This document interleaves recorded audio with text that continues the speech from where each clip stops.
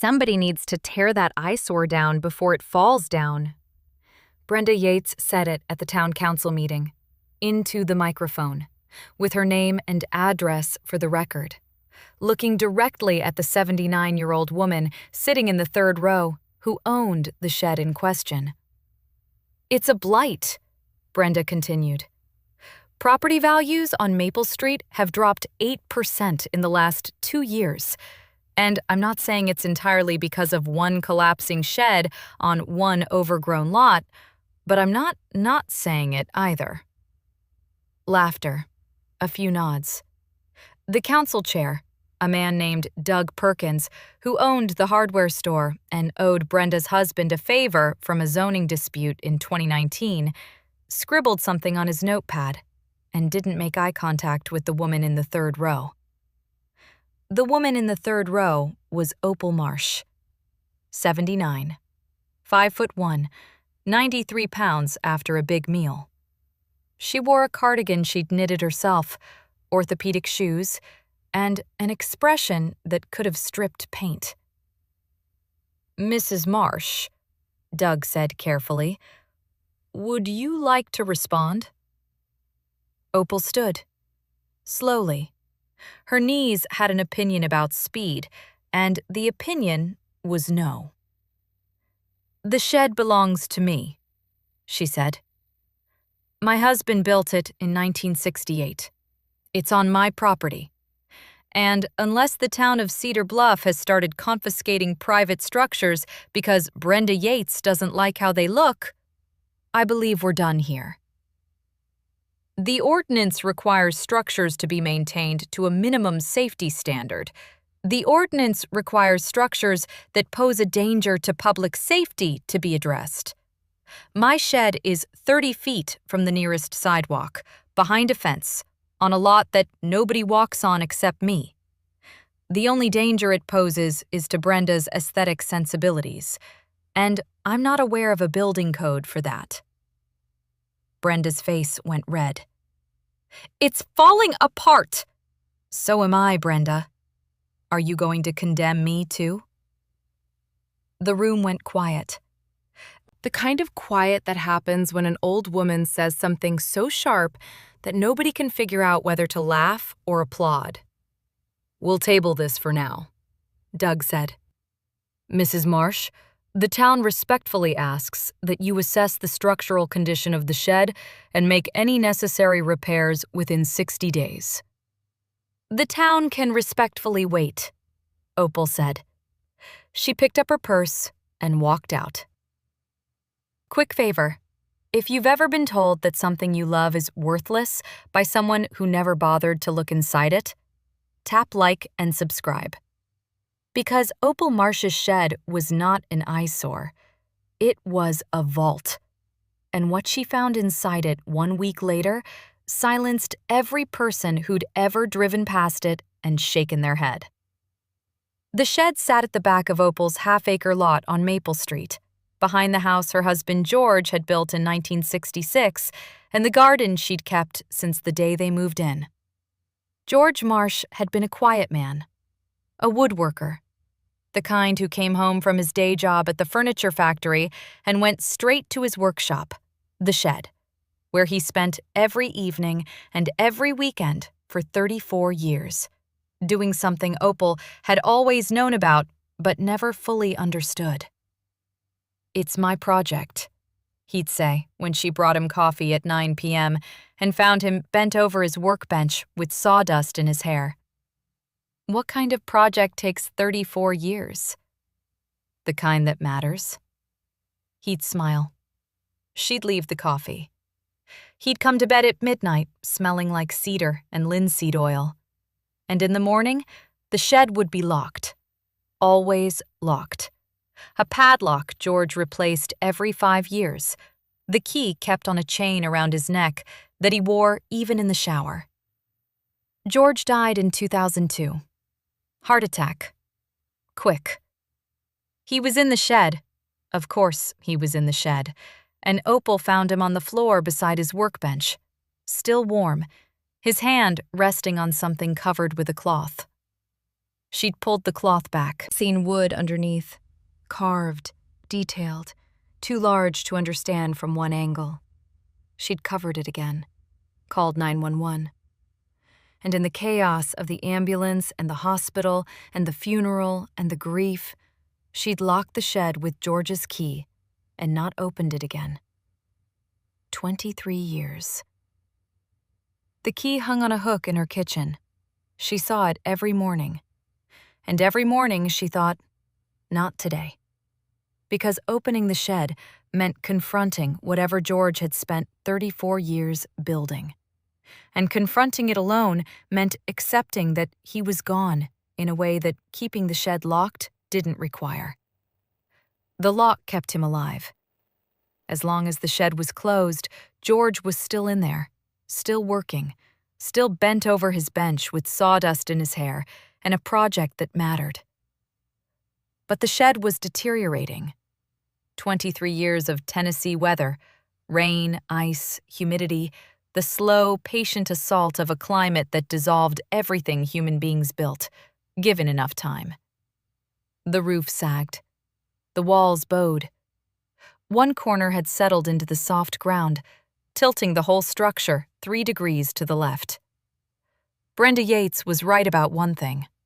It was falling apart. And if it fell, whatever George had spent his life building would go with it. Tap like if you've ever been afraid to open a door because what was behind it meant accepting something you weren't ready for. Because Opal Marsh was about to open hers. And what she found changed everything she thought she knew about the man she'd been married to for 38 years. The decision happened on a Tuesday, 1 week after the town council meeting. Opal was in her kitchen, drinking coffee, looking at the key on the hook, and she heard Brenda's voice in her head. Somebody needs to tear that eyesore down. And she thought, not before I see what's inside. She put on her gardening shoes, took the key, walked across the yard, slowly, knees protesting, the ground soft from yesterday's rain. The shed loomed at the back of the lot, gray wood and leaning walls, looking exactly like what the town thought it was, a collapsing structure full of nothing. The padlock was rusted. The key resisted. She held it with both hands and twisted, and the mechanism gave with a sound like a bone cracking. A release, sudden and irreversible. The door opened outward, stiff, swollen. She had to pull with her whole body weight, her shoes sliding in the mud, until it swung wide and the morning light entered the shed for the first time in 23 years. Opal looked inside and stopped breathing. The shed was not a shed. It was a room, 20 feet by 16, and every inch of it was filled with what George Marsh had spent 34 years building. A carousel. A hand-carved wooden carousel. 12 animals, each one 3 feet tall, mounted on brass poles that rose from a circular wooden platform 8 feet in diameter. The platform rested on a central mechanism, gears, bearings, a hand crank, that George had machined himself from parts Opal didn't recognize. The animals were extraordinary. Not the simple stylized shapes of fairground carousels. These were alive. A horse with a mane that seemed to flow. A rabbit with ears so thin the light came through them. A deer with antlers that branched and rebranched like real bone. A fox, a bear, an owl, a swan. Each one carved from a single block of wood, cedar, oak, walnut, cherry, sanded to a smoothness that made Opal's fingers ache when she touched them. And every animal had a face. Not a cartoon face, a real face. Human features, subtle, worked into the animal's expression. A mouth, a brow, Eyes that looked at you with the particular intelligence of things made by someone who loved both the animal and the person it was becoming. Opal walked around the carousel, touched each one: the horse, the rabbit, the deer, the fox. She stopped at the swan. The swan was smaller than the others, more delicate, carved from white birch, pale as milk. Its neck curved in a long S, and at the top, the head was turned slightly, looking back the way swans do when they're watching something behind them. And the swan's face, the human features woven into the bird's expression, was hers, Opal's face, at 30, maybe 35. The curve of her jaw, the line of her nose, the way her eyes crinkled at the corners when she was trying not to laugh. George had carved her into a swan and mounted it on a brass pole and spent 34 years getting the neck curve right, because George Marsh had never once in his life told his wife she was beautiful. But he'd spent 3 decades carving her face into white birch with hands that set it in every stroke. Opal sat on the floor of the shed, in the sawdust, in her gardening shoes and her knitted cardigan. And she cried, the way people cry when they discover something they didn't know they'd lost. Not with grief, but with the overwhelming recognition that love had been working in the next room the whole time. Quiet and patient, and covered with a cloth, waiting for her to be ready to see it. She cried for 20 minutes. Then she wiped her face, stood up, and called the only person she trusted. Phil? Phil Jennings, the mechanic, the man who'd fixed her truck for 15 years and charged her half price because Opal had driven his mother to dialysis 3 times a week. Mrs. Marsh, what's wrong? Nothing's wrong. I need you to come see something. Is the truck? Forget the truck. Come to my house. Come to the shed. Phil arrived in 20 minutes, stood in the doorway, didn't speak for a long time. My God, he said finally. George made this? 34 years. It's... Phil walked around the carousel, touching the animals the way he touched engines, reading them with his hands. Mrs. Marsh, this is museum-quality work. The joinery, the detail. Look at the feathers on this owl. Each one is individual. He carved each feather by hand. He came out here every night for 34 years, and he made this. Phil crouched beside the mechanism. The base works, hand crank, gear reduction. He machined these himself. I can see the lathe marks. This thing spins. It spins? Phil found the crank, turned it, slowly. The gears engaged. The platform rotated. The 12 animals rose and fell on their brass poles, up and down, the gentle rhythm of a carousel in motion, and the shed filled with the soft creak of wood and metal and the particular magic of something built to bring joy, turning for the first time since the hands that made it went still. Opal watched the swan go around. Up, down. Up, down. Her face at 30, carved in birch, circling in the shed where George had spent his life. He never told me, she whispered. Maybe he was going to. He had a heart attack, Phil. In here. On the floor. His hand was on the cloth that covered it. He was finishing it. Or saying goodbye. They stood in the shed and watched the carousel turn. The light through the open door caught the animals as they passed. Horse, rabbit, deer, fox, bear, owl, each one catching gold in shadow and the particular warmth of morning sun in a space that hadn't felt it in 23 years. "What do you want to do with it?" Phil asked. "I want the town to see it." "The town thinks this shed is an eyesore." "Then they're about to feel very stupid."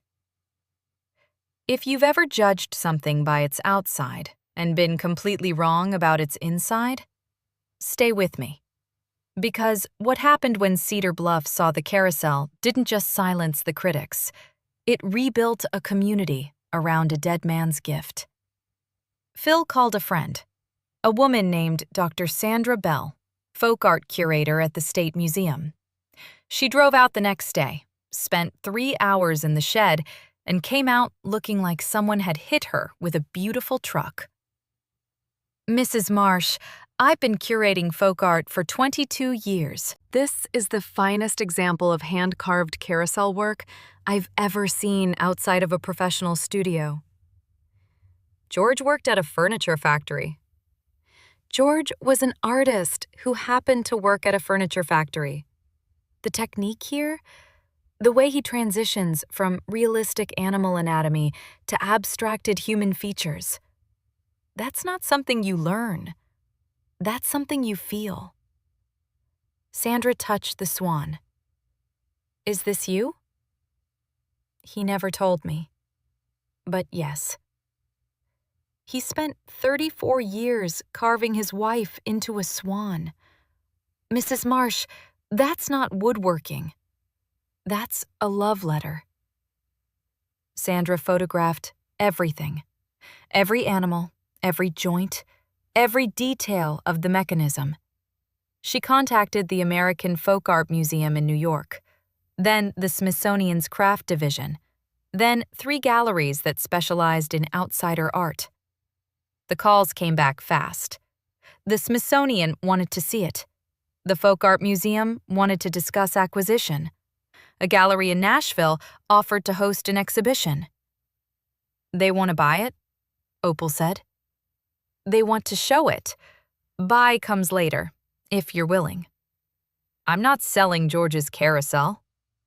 "Then we exhibit, on loan. Your property, your terms." "Not in New York, not in Nashville. Here, in Cedar Bluff. George built it here.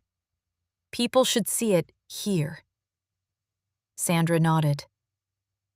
"Then we bring the exhibition to Cedar Bluff." The news hit the town like a weather event. The Cedar Bluff Gazette ran a front-page story. "Hand-carved carousel discovered in Maple Street shed. Folk art experts call it masterpiece." The article included photographs: the horse, the owl, the swan with Opal's face. Brenda Yates read it over breakfast, set down her coffee, read it again. Doug Perkins read it at the hardware store, closed the paper, opened it, read it a 3rd time. The town council meeting the following Tuesday was standing room only, not because of zoning disputes, because 200 people wanted to know how a shed they'd been complaining about for a decade contained a masterpiece nobody had seen. Opal sat in the 3rd row. Same seat, same cardigan, same expression. Doug cleared his throat. "Mrs. Marsh, I think the town owes you an apology." "The town owes George an apology. But he's dead, so I'll accept it on his behalf." "We'd like to propose designating the shed as a local heritage structure." 60 days ago, you gave me 60 days to tear it down." "That was... circumstances have changed." "Circumstances haven't changed, Doug. The shed is the same shed.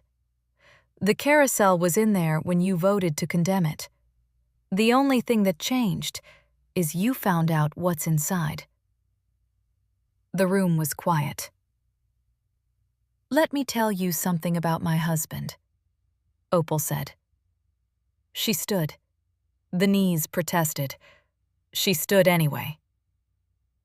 George Marsh came home from work every day for 34 years and went to that shed. I brought him coffee at 9. He came to bed at midnight. He never told me what he was doing. He never showed anyone. He never asked for recognition or money or a place in a museum. She paused. He just built something beautiful, quietly, for 34 years, while the town drove past and saw a shed. She looked at Brenda Yates. An eyesore, you called it. A blight. You wanted it torn down. And if I'd listened, if I'd let you bulldoze it before I opened that door, the most extraordinary thing anyone in this town has ever made would be sawdust in a landfill. Brenda looked at her hands. So here's what's going to happen, Opal said. The shed stays. The carousel stays. And Cedar Bluff is going to see what happens when you stop judging things by the outside and start looking at what's inside. Applause. Real. Full.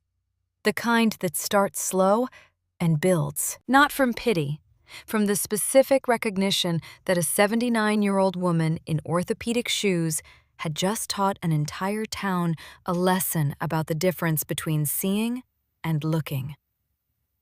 The exhibition opened in June. In the shed itself, Sandra insisted, and Opal agreed, because moving the carousel meant disassembling it, and Opal wouldn't allow George's work to be taken apart. Phil reinforced the structure. New roof, leveled the foundation, replaced the bowing walls with fresh cedar, milled locally, because George would have wanted local wood. The shed was rebuilt around the carousel, like a frame around a painting. They opened the doors on a Saturday morning. 300 people came. In a town of 2,800, that was extraordinary. They filed through in groups of 10. Sandra narrated. Each animal had a story. The wood it was carved from, the technique George had used, the human face hidden in the animal's expression. Visitors leaned close, gasped, pointed at details they almost missed. A finger joint hidden in the fox's paw, a laugh line in the bear's brow, a tear on the deer's cheek, so small you had to kneel to see it. And the swan. Everyone stopped at the swan. They looked at the carved face. They looked at Opal. They looked back at the swan. That's you, they said. Every single group. That's me at 30. Opal replied each time. He got my nose wrong. It's not that straight. But I'll let it go. A man from Knoxville, a woodworker himself, 82, stood in front of the horse for 15 minutes without speaking. Then he turned to Opal with wet eyes and said, How long did you say he worked on this? 34 years. 34 years.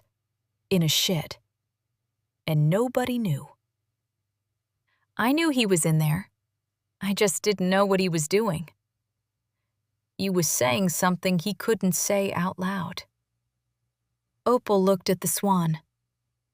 Yes, I think he was. The exhibition ran every Saturday through September.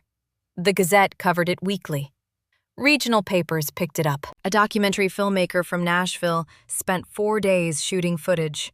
The carousel, the shed, Opal in her cardigan turning the crank and watching the animals rise and fall. The film aired on PBS in November. 8 minutes. The final shot was Opal sitting beside the swan, her hand on its birch neck, the light coming through the new cedar walls. He never told me I was beautiful, she said to the camera. Not once, in 38 years. I used to think that meant he didn't notice. She touched the swan's face. Her face. he noticed. He just set it in wood. Brenda Yates came to the exhibition on the last Saturday of the season. She didn't announce herself. She walked through with the group, looked at each animal, stood in front of the swan for a long time. Afterward, she found Opal on the bench outside the shed. "Mrs. Marsh." "Brenda, I was wrong. About the shed. About all of it." "Yes, you were." "I'm sorry." "I appreciate that." Brenda sat beside her. They didn't speak for a minute. Two old women on a bench, looking at a shed that one had tried to destroy and the other had protected. And inside it, the work of a man who'd spent his life building something nobody could see until somebody opened the door. "Your husband was remarkable," Brenda said quietly. "My husband was a quiet man who came home every night and went to his shed. That's what it looked like from the outside. The remarkable part was inside." She looked at Brenda. "Most things are." Winter came. The exhibition closed for the season. The shed, rebuilt, insulated, heated now by a small wood stove Phil had installed, held the carousel through the cold months. Opal visited every morning, turned the crank once, watched the swan go around. She'd added something to the mechanism, a small music box found in George's workbench drawer, wound by the same crank. It played a melody she recognized but couldn't name. Something old, something George had hummed in the kitchen while washing dishes, a tune she'd heard 10,000 times and never thought to ask about. She asked Sandra. Sandra listened to the recording, identified it in 2 hours.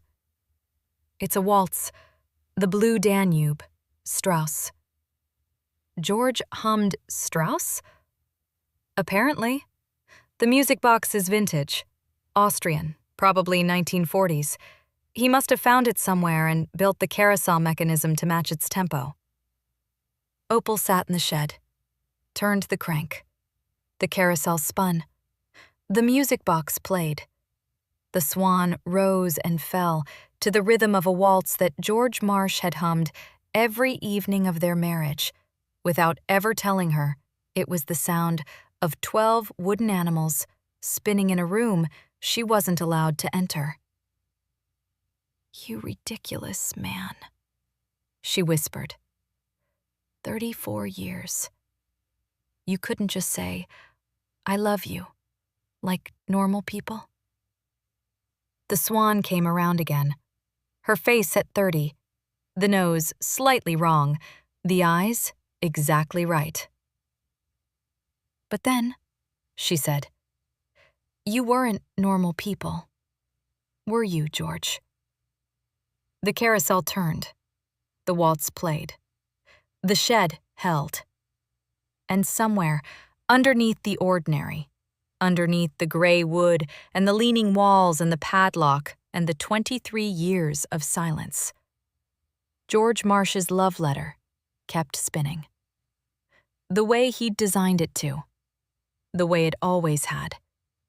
Quietly, patiently, waiting for the person it was meant for to finally open the door.